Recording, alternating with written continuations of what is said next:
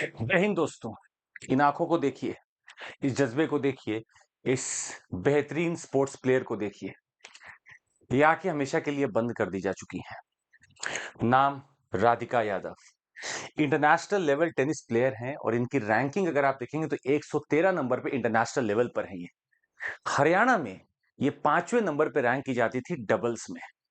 और एक सपना था इनका कि हम एक बेहतरीन एकेडमी से लोगों को तैयार करें, टैलेंट हंट करें और उनको ओलंपिक्स में मेडल दिलाएं। पर ये आंखें बंद कर दी गई। और ये बात जाकर ताज्जुब होगा आपको कि आंखें बंद करने के पीछे कोई और नहीं, इन्हीं के पिता हैं। जी हाँ, सोशल माइंडसेट कई बार ऐसा हो जाता है कि कुछ ताने इतने बुरे लोगों को लग जाते हैं कि वो अपने ही बेटी की जान ले लेते हैं। पिछले कई दिनों से ये किस्सा चल रहा था कि उनके पिता को उनके गांव में सुनाया जा रहा था कि तुम अपनी बेटी के पैसे पर पल रहे हो।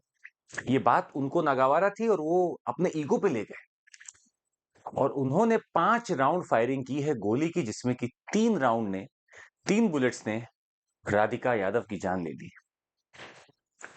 हॉस्पिटल पहुंचती है राधिका यादव और वहां पे डेथ हो चुकी होती है। डॉक्टर पहले ही करार दे देते हैं।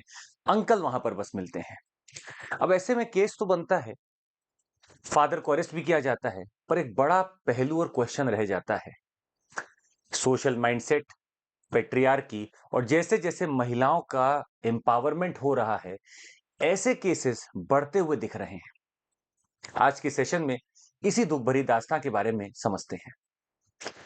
कुछ दिन पहले राधिका यादव ने एक रील बनाई थी और इस रील को बनाकर अपने अकेडमी के बारे में काफी ज्यादा प्रमोशन किया था।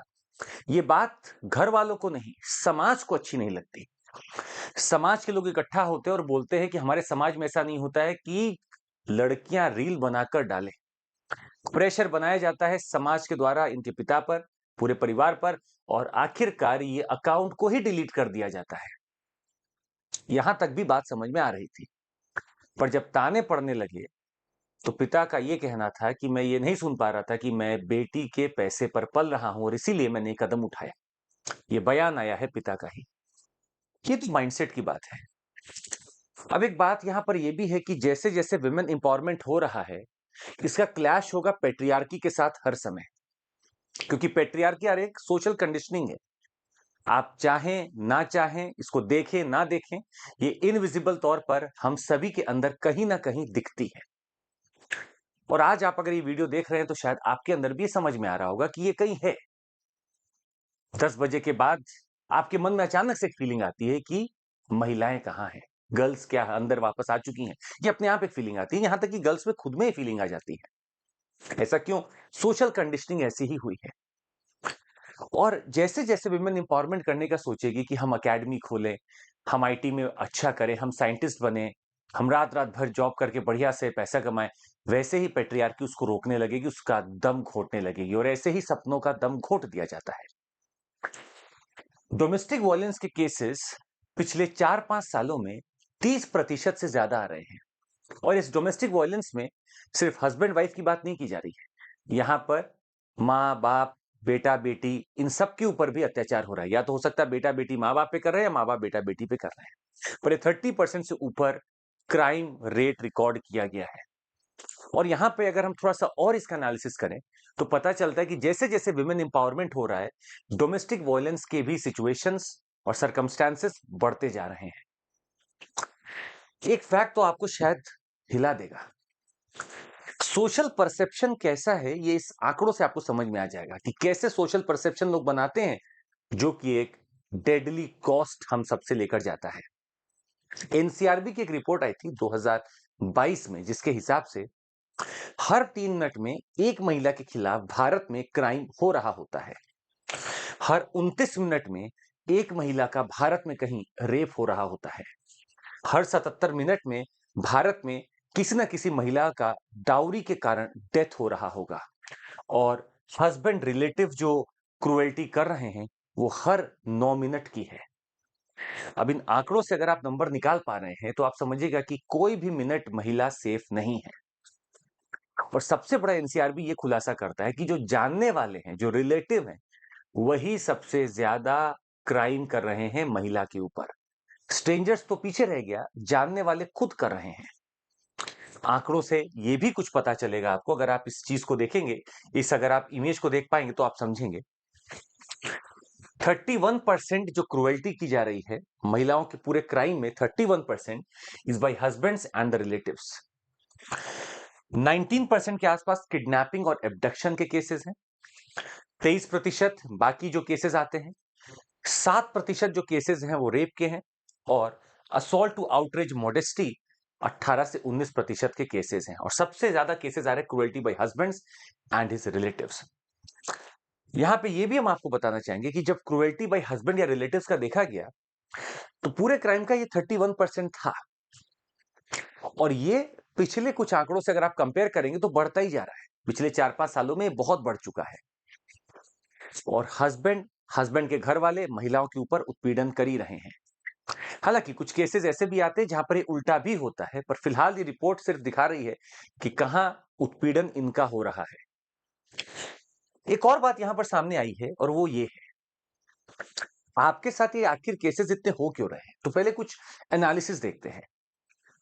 हमारे ऊपर एक रिपोर्ट बनाई गई थी, जॉर्जटाउन इंस्टीट्यूट 2023 की एक रिपोर्ट आती है, women peace and security index में भारत 177 देशों में 128वें नंबर पर है।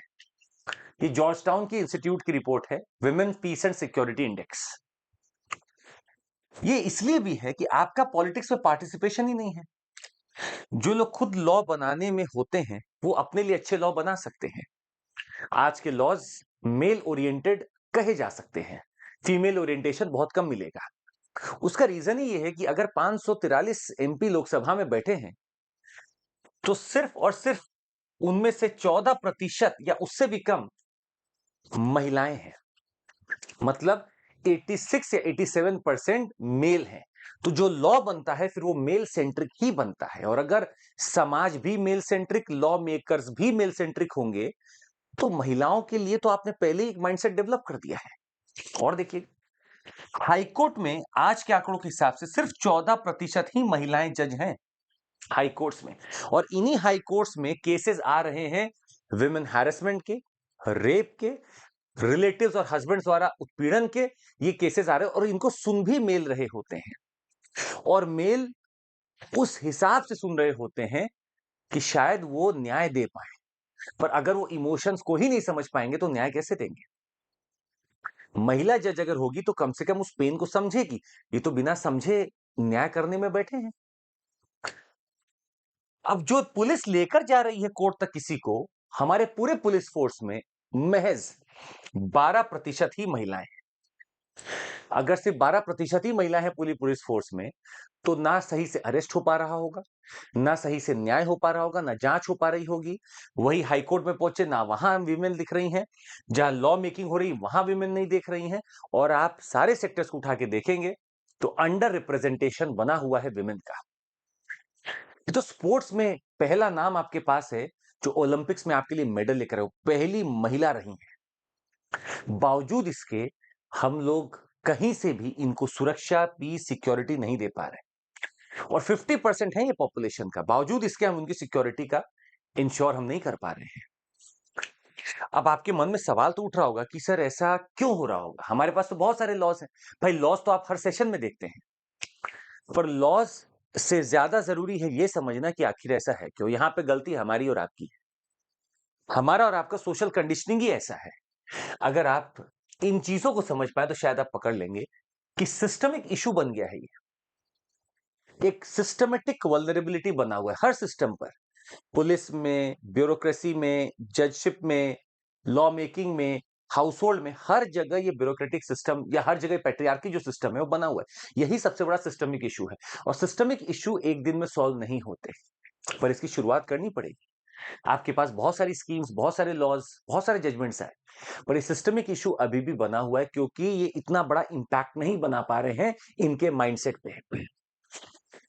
सोशो इकोनॉमिक कंडीशनिंग देखें अगर आप, तो सोशो इकोनॉमिक कंडीशनिंग में साफ पता चल रहा है कि she is dependent on main.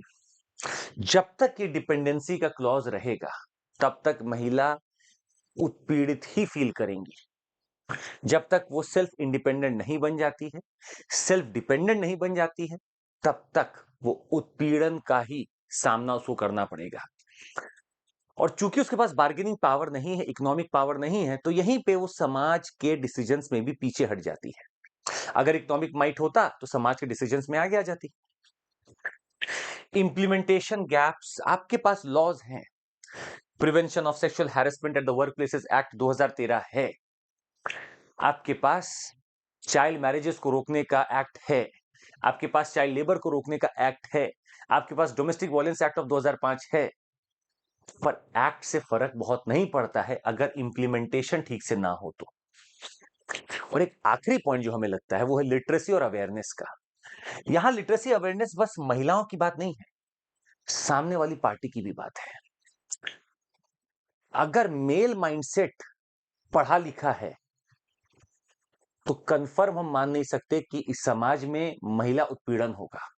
पर अगर वो बस रोट लर्निंग करके गया है, बस वो पढ़कर गया है, डिग्री लेकर गया है, तब तो ये समाज ऐसा ही बन जाएगा जैसा कि दिख रहा है। महिलाएं तो पढ़ लिख ले रही हैं, समझ रही हैं, पर क्या पुरुष भी पढ़ लिख कर समझ रहे हैं? क्या उनमें वाकई में वो ज्ञान आ रहा है या फिर बुकिश नॉलेज बस आ रहा है? अगर बुकिश का भी 10% आ जाए तो भी वो समझ जाएंगे। लिटरेसी को सिर्फ नंबरों में नहीं आंकना है, क्वालिटी में आंकना है, सिविक एटीट्यूड में नापना है, एटिकेट्स में नापना, और यहीं पर वैल्यू एजुकेशन काम आता है, जो हमारे यहां पर थोड़ा कम है।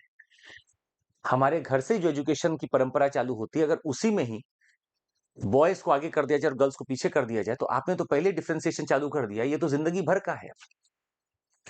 और उसके ऊपर ना जाने ट्रिपल बर्डन, ना जाने कितने और बर्डन, कितना उसको समझाया जाता है कि तुम सहो। क्यों सहा जाए? इसमें ऐसा सहने का है क्यों? सब सह लो फिर तो, मेल को सह लेना चाहिए, वाई ओनली फीमेल? तो पॉइंट वही है कि अगर किसी ने बोल दिया कि आप बेटी के पैसे पे हो, तो आपको तो खुश होना चाहिए कि आराम कर रहा हूं मैं, तो कमा रही है।